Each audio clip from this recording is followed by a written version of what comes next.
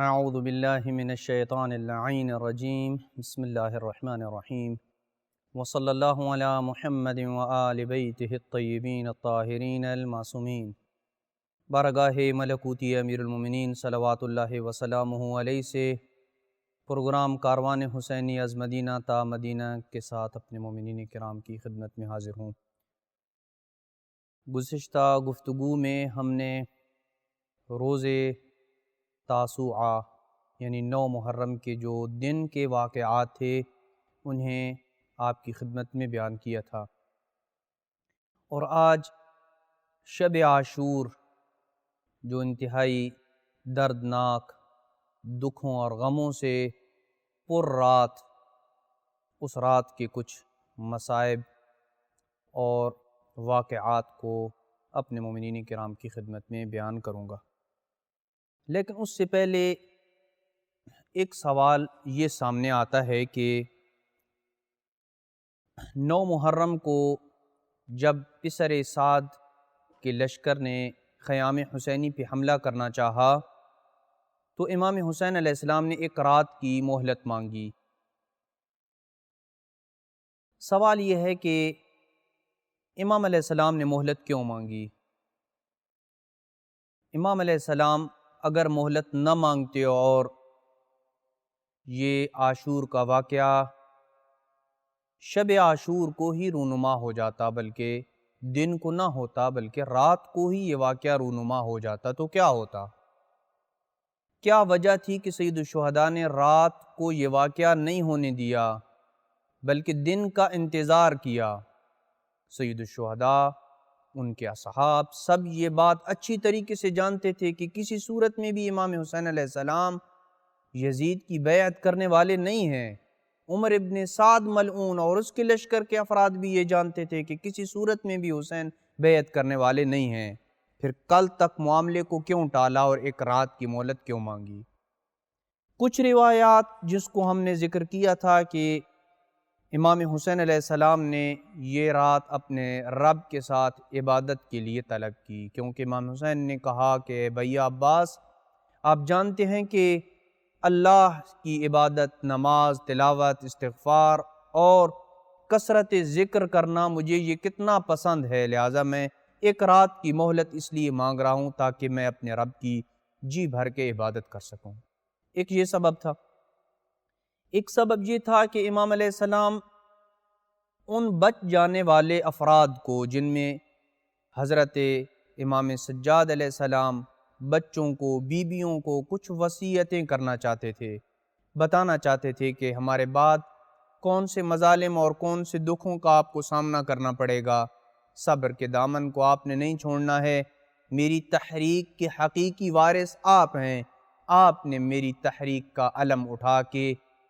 آگے لے جانا ہے۔ یہ 2 سبب ہیں۔ تیسرا سبب جو ایک اعلامی اور تبلیغی سبب ہو سکتا ہے وہ یہ ہے کہ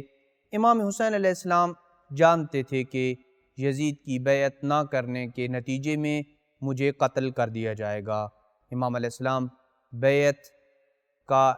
بیعت نہ کرنے کا انجام موت دیکھ رہے تھے، لیکن امام علیہ السلام اس حال میں نئی دنیا سے رخصت ہونا چاہتے تھے، ان حالات میں امام علیہ السلام نئی رخصت ہونا چاہتے تھے جن حالات کو پسر سعد اور اس کے لشکر نے پیدا کر دیا تھا، یعنی وہ چاہتے تھے کہ راتوں رات حملہ کر کے امام حسین علیہ السلام کے لشکر کا صفایا کر دیں، لیکن امام حسین علیہ السلام یہ نہیں چاہتے تھے۔ امام علیہ السلام جانتے تھے کہ میری شہادت ہوگی، لیکن اپنی شہادت کے ظرف اور مکان اور زمان کو امام علیہ السلام خود انتخاب کیا امام علیہ السلام نے، اس لیے کہ اگر رات کو واقعہ ہو جاتا تو واقعہ کربلا کے اندر دن کو جو واقعات ہوئے، جو مظالم ہوئے، اگر وہ رات کو ہو جاتے تو آسانی سے اس کے اوپر پردہ ڈالا جا سکتا تھا، اور وہ حقیقی مصائب جو اہل بیت علیہ السلام کے اوپر گزرے ہیں وہ صحیح معنوں میں ہم تک نہ پہنچتے، اور امام حسین علیہ السلام کی ممکن قتل کی ذمہ داری کسی اور کے گلے میں ڈال دی جاتی، اور پسر سعد یا ابن زیاد وغیرہ کوئی اور پروپیگنڈا کر سکتے تھے۔ لیکن امام حسین علیہ السلام یہ نہیں چاہتے تھے۔ امام علیہ السلام چاہتے تھے کہ کل جب دن ہو جائے، سب کے سامنے جب ہمارے سر کاٹے جائیں گے،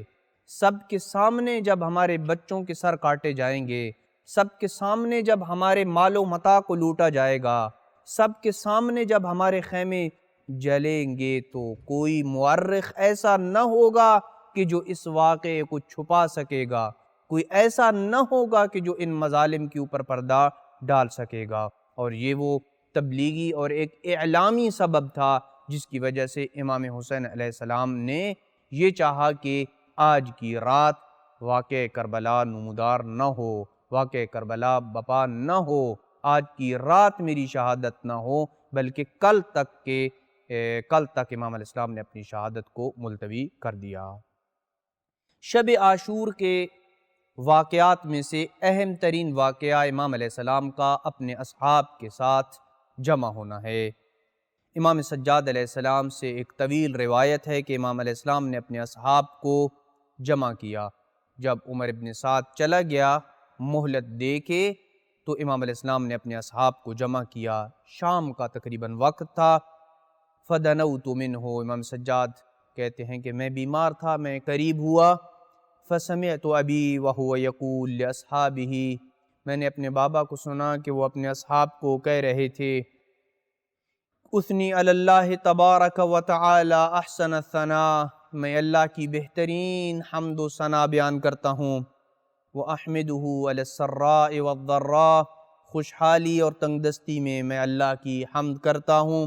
اللہم انی احمدک علی ان اکرمتنا بالنبوہ، اے اللہ میں تیری حمد اس بات پہ بیان کرتا ہوں کہ تو نے ہمیں نبوت جیسے عہدے کے ساتھ نوازا ہے، نبوت ہمارے گھر میں اللہ نے رکھی ہے۔ وَعَلَّمْتَنَا الْقُرْآنَ، اور ہمیں قرآن کا علم دیا ہے، اور ہمیں دین کی فقاہت عطا کی ہے، دین کی سمجھ بوجھ ہمیں عطا کی ہے۔ وَجَعَلْتَ لَنَا أَسْمَاعًا وَأَبْصَارًا وَأَفْئِدَةً، اور ہمیں دل و دماغ، آنکھیں، بصر اور بصیرت یہ سب کچھ عطا کیا ہے۔ وَلَمْ تَجْعَلْنَا مِنَ الْمُشْرِكِينَ، اور ہمیں مشرکین میں سے اللہ نے نہیں قرار دیا۔ اما بعد، حمد و ثنا کے بعد کہا، فَإِنِّي لَا أَعْلَمُ أَصْحَابًا أَوْفَى وَلَا خَيْرًا مِّنْ أَصْحَابِي، اے میرے اصحاب، میں اپنے اصحاب سے زیادہ نہ کسی کو با وفا پایا ہے میں نے، جیسے با وفا صحابی میرے ہیں ایسے کسی کے نہیں، جتنے افضل صحابی میرے ہیں اتنے کسی کے نہیں۔ ولا اہل بیت ابر ولا اوصل من اہل بیتی، اور نہیں میں نے اپنے اہل بیت سے زیادہ کوئی نیک اور صلہ رحمی کرنے والا پایا ہے، سب سے زیادہ نیک اور صلہ رحمی کرنے والے میرے اہل بیت ہیں۔ فجزاکم اللہ عنی جمیعا خیرا، تمہیں سب کو اللہ بہترین جزائے خیر دے۔ الا وانی اظن یومنا من ہؤلاء الاعداء غدا، مجھے ان دشمنوں سے کل کے آنے والے دن کا گمان ہے، مجھے یہ گمان تھا کل جو ہمارے اوپر ظلم ہوں گے، ان دشمنوں سے مجھے اسی بات کا گمان تھا کہ کل ہمیں یہ ختم کر دیں گے۔ الا وانی قد اذنت لکم، میں تمہیں اجازت دیتا ہوں۔ فانطلقوا جمیعا فی حل، تم سب میری بیعت سے آزاد ہو، میں اپنی بیعت تمہاری گردنوں سے اٹھا لیتا ہوں۔ لیس علیکم منی ضمام، تمہاری گردنوں پہ میری بیعت اب باقی نہیں رہی، میں اٹھا رہا ہوں۔ ھذا اللیل، یہ رات ہے، غشیکم فاتخذوہ جملا، اپنی اپنی سواری لو اور چلے جاؤ، میں اپنی بیعت تم سے اٹھا رہا ہوں۔ امام علیہ السلام کا یہ کلام سننا تھا کہ امام علیہ السلام کا کہیں سے بیٹا کھڑا ہوا، کہیں سے بھائی کھڑا ہوا، کہیں سے امام علیہ السلام کے بھتیجے کھڑے ہوئے، اور سب نے کہا لمن نفعل، آپ کو چھوڑ کے کیوں جائیں ہم، لنبقى بعدک، تاکہ تیرے بعد ہم جی سکیں، تاکہ تیرے بعد ہم زندگی گزار سکیں۔ لا ارانا اللہ ذلک بعدا، ہمیں وہ زندگی نہیں چاہیے جس زندگی میں سید الشہداء امام حسین علیہ السلام نہ ہوں۔ پھر حضرت عباس اور ان کے بھائیوں نے کھڑے ہو کے اپنی وفاداری کا ثبوت دیا۔ پھر حضرت عقیل کی اولاد عقیل کھڑی ہوئی، انہوں نے اپنی وفاداری کا ثبوت دیا۔ فقال الحسین، امام حسین علیہ السلام نے کہا، اے اے بنی عقیل حسبکم من القتل بمسلم اذهبوا قد اذنت لکم، تمہارے خاندان میں سے، تمہاری اولاد میں سے جناب مسلم ابن عقیل کی قربانی کافی ہے، میں اجازت دیتا ہوں تم چلے جاؤ۔ تو بنی عقیل کا ایک ایک جوان کھڑا ہوا اور کہا کہ اگر ہم آپ کو چھوڑ کے چلے گئے تو لوگوں کو کیا منہ دکھائیں گے کہ اپنے سید و سردار کو چھوڑ کے لک و دک صحرا میں آ گئے؟ ہم لوگوں کو کیا جواب دیں گے کہ ہم اپنے سید و سردار کے دفاع میں تلوار اور نیزہ نہ چلا سکے؟ ہم ہرگز آپ کو چھوڑ کے جانے والے نہیں ہیں، لا واللہ لا نفعل، خدا کی قسم ہم ہرگز ایسا نہیں کریں گے، ولیکن تفدیک انفسنا واموالنا واہلونا، ہم اپنے مال و متاع اور اہل و عیال کو آپ کے اوپر قربان کر دیں گے، ونقاتل معک، اور تیرے ساتھ جنگ کریں گے اور آپ کے ساتھ جنگ کریں گے اور آپ کی ہم رکابی میں اور آپ کی نصرت میں جنگ کریں گے۔ فَقَبَّحَ اللَّهُ الْعَيْشَ بَعْدَكَ، آپ کے بعد ایسی زندگی میں خیر نہیں ہے کہ جس میں حسین نہ ہو۔ پھر اس کے بعد اصحاب میں سے جناب مسلم کھڑے ہوئے اور کہا کہ اَنَحْنُ نُخَلِّي عَنْكَ، کیا ہم تمہیں اس لک و دک صحرا میں آپ کو مولا چھوڑ کے چلے جائیں؟ وَلَمَّا نَعْذُرُ إِلَى اللَّهِ فِي أَدَاءِ حَقِّكَ، اور جب ہم بارگاہ رب العزت میں پیش ہوں گے تو اپنے رب کے سامنے کیا عذر پیش کریں گے کہ سید الشہداء کی نصرت کا کیا ہم نے حق ادا کیا یا نہ کیا؟ اما واللہ، خدا کی قسم ہرگز ایسا نہ ہوگا، حتی اکثر فی صدورہم رمحی، جب تک میں اپنا نیزہ تیرے دشمن کے سینے میں نہ توڑ دوں اس وقت تک نہ جاؤں گا۔ وَأَضْرِبَهُمْ بِسَيْفِي مَا ثَبَتَ قَائِمُهُ فِي يَدِي، وہ تلوار کہ جو میرے ہاتھ میں ہے، جب تک اس کے ذریعے میں دشمن کی گردنوں کو نہ اڑا دوں اس وقت تک میں آپ سے جدا نہیں ہوں گا، اور اگر میرے پاس تلوار اور نیزہ کچھ بھی نہ ہوا، اقاتلہم بہ لقذفتہم بالحجارہ، اگر کچھ بھی نہ ہوا تو میں پتھر پھینکوں گا، دونک حتی اموتک، لیکن آپ کو چھوڑ کے نہیں جاؤں گا جہاں تک کہ میں جام شہادت کو نوش کر لوں۔ پھر اس کے بعد سعد بن عبداللہ الحنفی کھڑے ہوئے اور کہا واللہ لو علمت، خدا کی قسم اگر مجھے یہ علم ہو جائے کہ میں مارا جاؤں، پھر زندہ کیا جاؤں، پھر مجھے زندہ جلایا جائے، پھر میرے جسم کو جلا کے خاک کو ہوا میں اڑا دیا جائے، 70 مرتبہ بھی اگر ایسا کر دیا جائے تو میں آپ کو چھوڑ کے ہرگز جانے والا نہیں ہوں۔ یہ موت تو ایک ہی دفعہ آنی ہے، کیا عزت کی موت ہوگی جو حسین کے ساتھ ہمیں آئے گی۔ زہیر ابن کین بھی کھڑے ہوئے اور کہا واللہ، خدا کی قسم اگر میں جانتا اور چاہتا کہ مجھے قتل کر دیا جاتا، پھر مجھے ہوا میں اڑا دیا جاتا، پھر مجھے زندہ کر کے پھر قتل کر دیا، حتیٰ کہ اگر 1000 بار مجھے قتل کر دیا جائے تب بھی میں آپ کو چھوڑ کے جانے والا نہیں ہوں۔ ایک روایت میں یہ بھی ملتا ہے کہ جب سب اپنی وفاداری کا ثبوت دے رہے تھے تو اسی اثناء میں خیمے کے کونے سے ایک 13 سالہ جوان کھڑا ہوا اور اس نے کہا کہ انا فی من یقتل، اے چچا، وہ جناب قاسم تھے، اے چچا کیا ان مارے جانے والوں میں کل دفتر شہادت میں جن کا نام لکھا جائے گا کیا میں بھی ہوں؟ فاشفق علیہ فقال لہ، امام علیہ السلام نے شفقت سے